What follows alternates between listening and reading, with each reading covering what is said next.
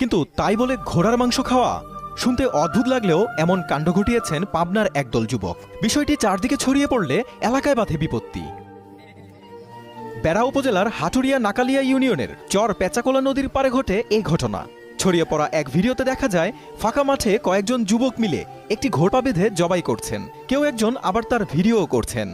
চরের উপরে যা সবাই ঘোড়া জব করেছে, ওইটা আবার ভিডিওতে ছাড়িয়েছে, মোবাইলে ছাড়িয়েছে। আমরা দোকানে বসে দেখলাম ঘোড়া জব করেছে। বক্সে চোদ্দের ভাই সে নিজেই জব করেছে। জব করে গোস্ত বানায়া ওখানে পাকাইছে। 10-15 জন মানুষ ছিল, ওখানে পাকায়া খাওয়া দাওয়া করছে এবং কাঁচা গোস্ত বানায়া যার তার বাসায় নিয়ে গেছে। ঘটনাটি জানাজানি হলে ক্ষোভে ফুঁসে ওঠে স্থানীয়রা। জড়িতদের বিচারের দাবি। এলাকাতে মনে করেন যে সবাই একই আমরা বিচার চাই, দৃষ্টিমূলক শাস্তি চাই।